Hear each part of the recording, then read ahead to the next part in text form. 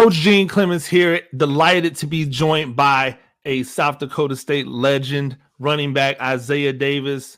Zay, thank you for joining me. Have me on. So last year when I spoke to you down in Frisco, you especially, you had a confidence about you. You were playing it low key, but I could tell in your presence that you felt good about what you guys were bringing to the table, being back for another year. I know a lot of people didn't want to say it out loud, but you were one of the actual people who were willing to verbalize the fact that you felt like there was unfinished business in Frisco. Well, since you finished the business, right, and now you're back this year, what's been the battle cry this year that's kept you guys locked in all season? Really, it's just assertive dominance. We know we're a good team, and we got to play like that every Saturday. And we know no one's going to give us, anything. We have to earn everything we have. And so, our job this year is just taking it week by week, day by day, and just taking no one lightly. And so that's put us in a great position to be where we are today.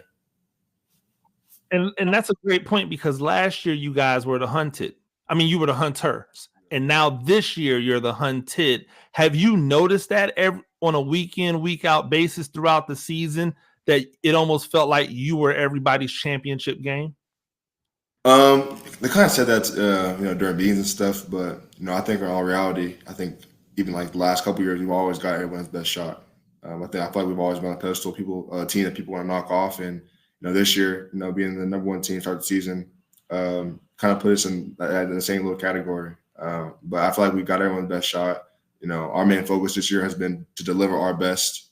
We've been focusing on ourselves a lot this year, and that's kind of put us in successful positions. Now you've had a great season, another great season. I shouldn't say a great season like you haven't had them in the past. You've been able to put together a run of year after year after year of not just being a quality running back or a guy who can pick up the tough yards, but being explosive as well. How have you continued to flesh out your game so that you can continue to grow as a running back within this system? It's been several things. I think one of the big things for me, especially like last offseason, was just my knowledge of the game. Knowing the offense, knowing in and out. Knowing what receivers have, where the O-line's blocking to. It makes my job a little easier, and I can move faster, think faster when I know that's the job on the field, and it makes my job a little bit easier. So that's been my goal in the offseason last year, and Coach Ross did a good job of just putting me in tough situations to make me think hard and think quick on the spot. Another thing too is just disciplining myself, make sure my body's right where I need to be, eating the right foods, taking care of my body mobility, training room, doing yoga. So a lot of mixture of things, of services been provided for me through the school that's helped me get where I am today. So now that you're at this game, and I'm assuming it's safe to say this is your last game as a Jack, right? So like you come into this situation where this is your last game. How do you stay locked into the moment and not start to turn your attention to what everybody who plays football's dream is, and that's to be a professional? How do you stay locked in right now? I don't think it's going to be really a problem for me. The goal is still the goal. The goal is to win. The goal is to dominate.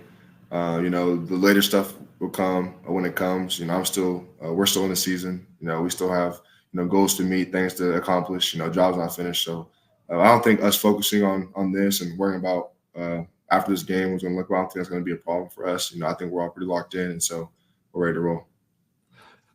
People have said that there just seems to be that Montana's on a magical run.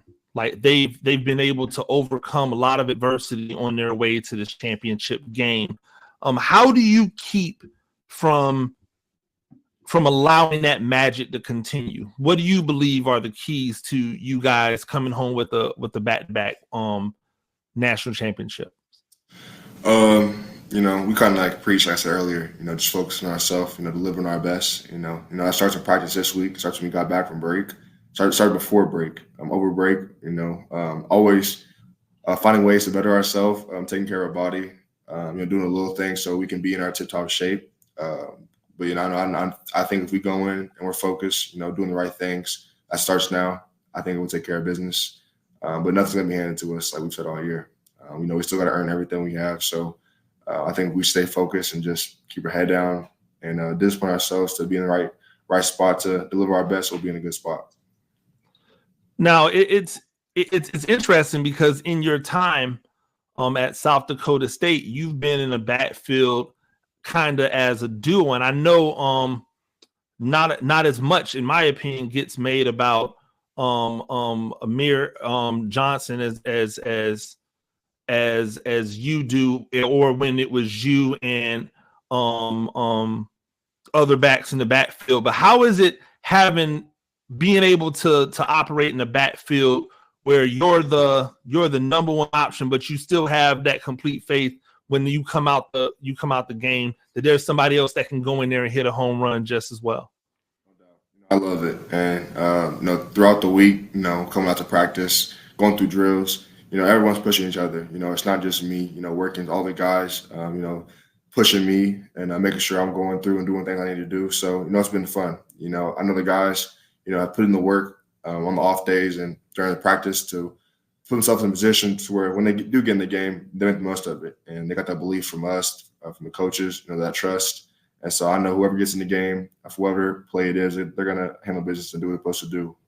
That comes with practice, preparation, doing the little things right all the time. And the running backs have done that. We get to the point now where you guys are, where it's fair to start talking about legacy and what you leave behind. Is interesting because when Pierre Strong was there, he came along and then you came in and you guys were a dynamic duo. You took over the mantle. You maybe in my opinion, raised the level another notch. And now you're leaving it in capable hands as you go out the door. Is there a sense of pride that you've been able to elevate and then be able to pass down some of those things to the people that are going to take over when you're no longer here? That definitely is. And, I just want to, not think it's the future, but, I just want to put, other running backs, in the best position they can, better themselves. I hope I can bring out the best of them, with my time being with them. That's kind of been like a goal of mine. But, everyone in the room has taken tremendous steps, even since the spring. Angel Johnson, he's broke I don't know how many 70-yarders with the little amount of reps he's had, but he's made the most of them. He's just a light ready to shine, for real. All the guys come ready to work. There's a lot of guys, people coming in who put the work in. I go at home, I'm putting the work in with a senior. And, he already looks tip-top shape. We got a freshman who put the work in, looking good. Like, there's a lot of guys who come to work every day, do the little things right, and, bust their ass. And so, I'm ready to see what that is like for them. But, that time will come when it comes. We're still not finished yet. You were rocking the shades last year. You were rocking the shades. You had a couple people down in Frisco with the cowboy hats on. Like, what's the swagger going to be like when you guys touch down in Frisco this year? Is it still the same old, coming in with that confidence, or is it something we're just going to have to see once you guys get there? I think it's going to be the same little approach. At the end of the day, it's a business trip. We're going out there to win. There's going to be a lot of other distractions. Whether that be fans, family, doing the media, whatever it may be. Our main focus is to play a football game. And so our goal is going to be to limit the distractions. It's a business trip. We've been down there a couple of times. We're not going to have any oohs and ahs from, seeing things for the first time. We'll be pretty familiar with this. So I think a lot of the guys on the team will, lead in the right ways and make sure everyone's focused on the main goal, not other distractions.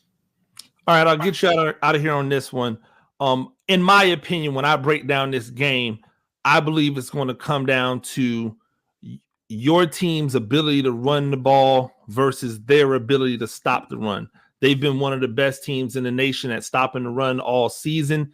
You've clearly been one of the best teams at running the ball all season.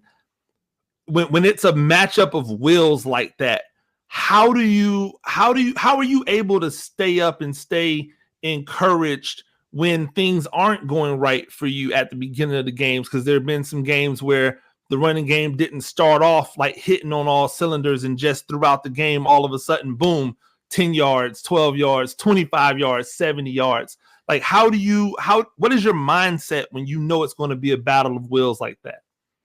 The biggest thing for me is just responding. Obviously the other teams come in, juiced up. They're trying to make plays too. We're all college athletes trying to make make a living. So the biggest thing is just the response, attacking the next play like it's your last, even though you made a mistake, resetting your focus. On the sideline. I believe after the Villanova game, we had out the half. We had to put a little drive together, and then we had to fumble. And I told the guys on the sideline, I was like, "We got this, bro. Like the guys aren't banging with us. Like we just put a good drive together, and we had a mistake, but we got to respond." And all the guys kind of like got up, and next kind of couple drives, we were kind of just like being physical, doing what we do, running the ball. So I think it's just responding to adversity because obviously Montana is a good team. They're here for a reason. So we got to come out and make plays and respond the right way and assert dominance. Absolutely. Isaiah, thank you once again for joining me. Good luck in Frisco. We look forward to seeing you down there. I appreciate you.